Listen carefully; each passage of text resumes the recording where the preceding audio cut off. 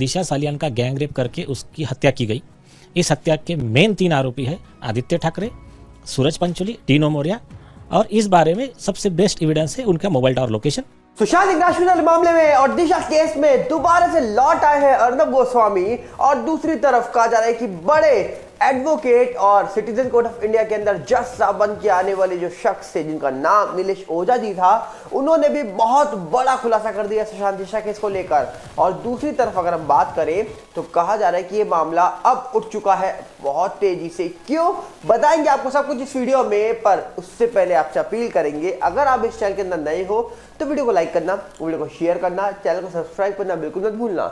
यहां पर सबसे पहले अगर हम बात करें तो जिस तरह से सुशांत मामला चल रहा था, मामला लगभग 3.5 साल से चल रहा है, मामले में सीबीआई जांच कर रही है। आज भी मामले को मिस्टीरियस मामला बोला जाता है, पर सुशांत के साथ साथ जब उनकी पूर्व मैनेजर की डेथ हुई थी करीब 5-6 दिन पहले उनकी डेथ से, तब उसके बारे में कोई जिक्र ज्यादा नहीं कर रहा था।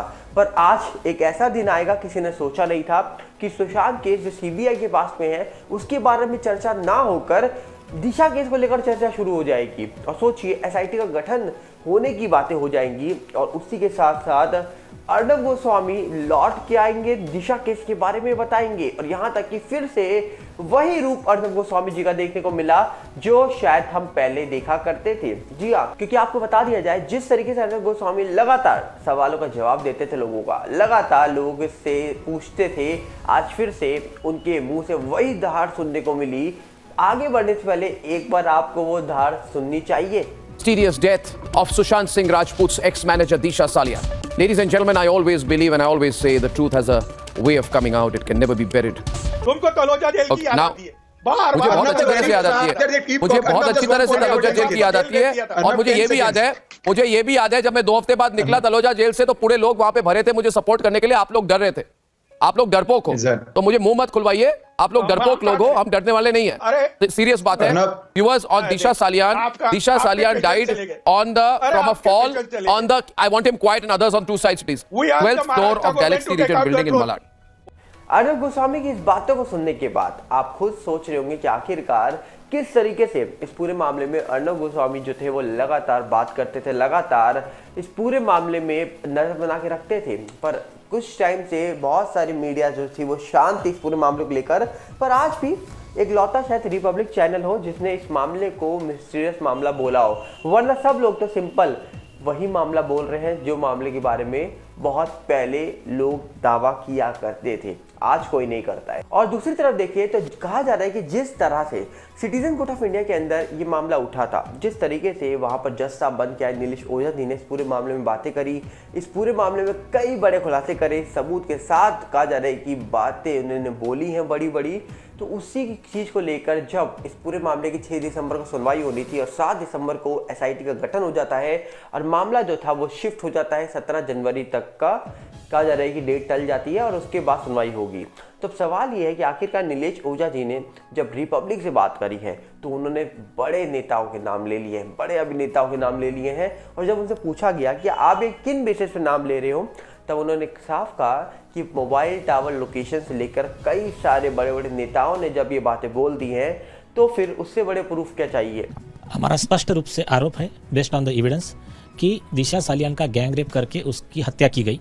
इस हत्या के मेन 3 आरोपी है आदित्य ठाकरे, सूरज पंचोली, टीनो मौर्य, और इस बारे में सबसे बेस्ट एविडेंस है उनका मोबाइल टावर लोकेशन।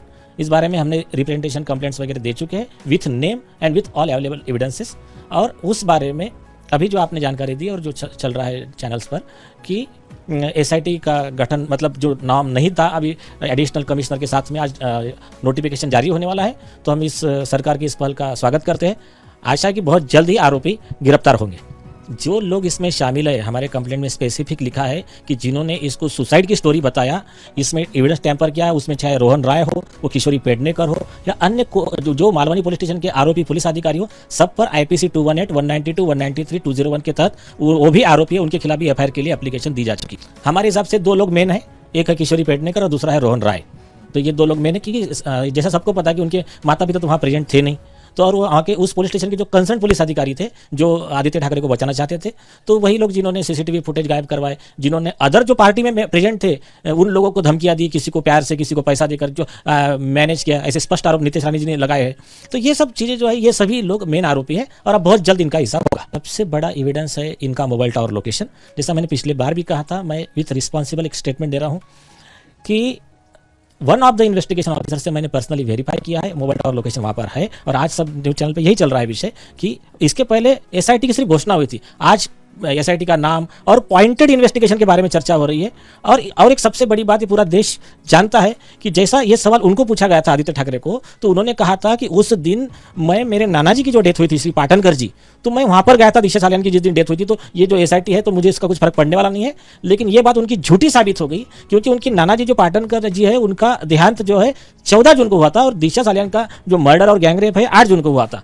तो ये तो एक्सप्रेसिव प्रूफ है और बॉम्बे हाईकोर्ट और सुप्रीम कोर्ट का कानून बहुत स्पष्ट है कि जो आरोपी झूठा डिफेंस लेता है वो आरोपी, ये वंस इटसेल्फ इज एविडेंस उसको सजा देने के लिए। आपको याद होगा बड़े बड़े नेता, बड़े बड़े कई लोग निकल के आए थे जिन्होंने दावे करे थे कि ये मामले लिंक है, इन मामलों में एक दूसरे के साथ जो चीज़ें हुई हैं ये कहीं ना कहीं एक दूसरे से जुड़ी हुई हैं और मामले में दोनों के साथ गलत हुआ है। कई सारा लोग निकल के आए जिन्होंने ऐसे बड़े बड़े दावे किए थे, जिनके बाद कहा जा रहा है कि मामला जब सीबीआई तक पहुंचा सुशांत केस को लेकर और दिशा केस जो था उसको लेकर ज़्यादा चर्चा नहीं हो रही थी, तो सुशांत केस वाला मामला आज भी पेंडिंग है, पर दिशा केस में एसआईटी का गठन हो चुका है।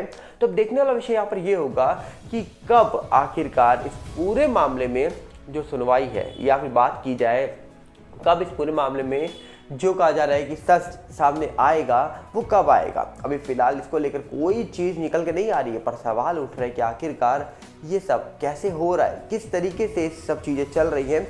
ये बहुत ही अहम सवाल है इस पूरे मामले में।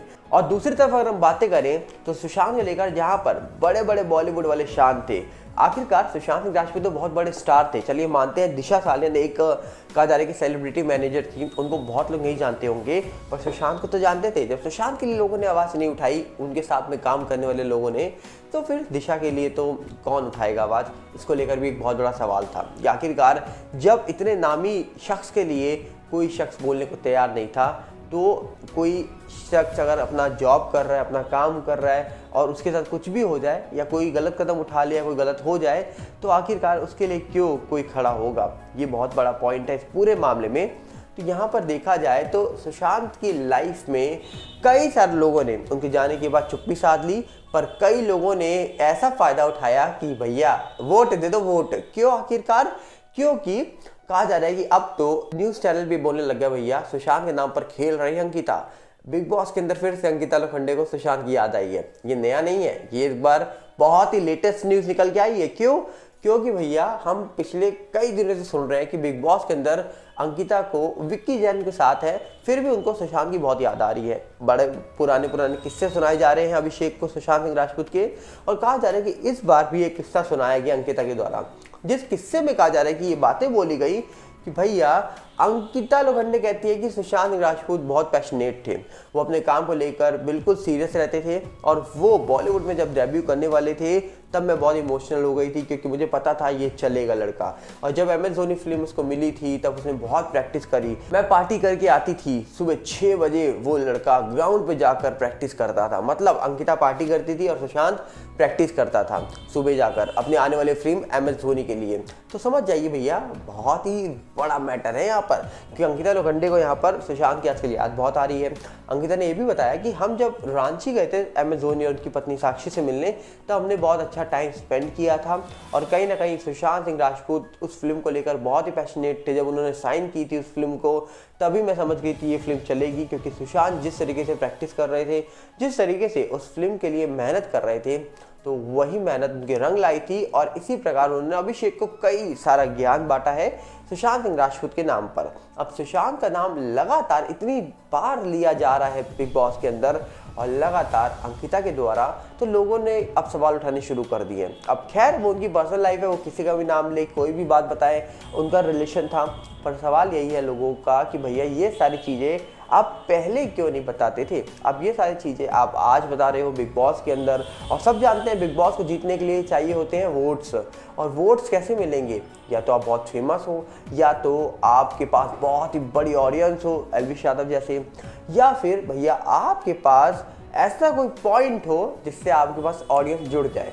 और शायद इससे बड़ा पॉइंट मुझे लगता नहीं कोई हो सकता है। आपको क्या लगता है? आप अपनी राय रखिएगा कमेंट्स में, क्योंकि जिस तरीके से यहाँ पर बातें बताई जा रही हैं, बातें लगातार की जा रही हैं, सब चीज़ अपने आप सामने है कि भैया चल क्या रहा है, हो क्या रहा है और दिख क्या रहा है इस पूरे मामले में। तो आप बताइएगा अपनी राय, हम मिलेंगे बहुत जल्दी। साथ में आपसे अपील करेंगे, अगर आप इस चैनल के अंदर नए हो तो वीडियो को लाइक करना, वीडियो को शेयर करना, चैनल को सब्सक्राइब करना बिल्कुल मत भूलना, और साथ में हमारे नए चैनल सागर भल्ला रिव्यू के साथ भी जुड़िएगा, जिसका लिंक आपको डिस्क्रिप्शन में मिल जाएगा। और साथ ही साथ हमारा जो नया चैनल आ चुका है यूट्यूब का सागर भल्ला रिव्यू, उसके साथ भी जुड़िए, और फेसबुक का नया चैनल आ चुका है सागर भल्ला, उसके साथ भी जुड़िए जाकर। दोनों के लिंक आपको डिस्क्रिप्शन में ही मिल जाएंगे। मिलते हैं बहुत जल्दी। नमस्कार, जय हिंद।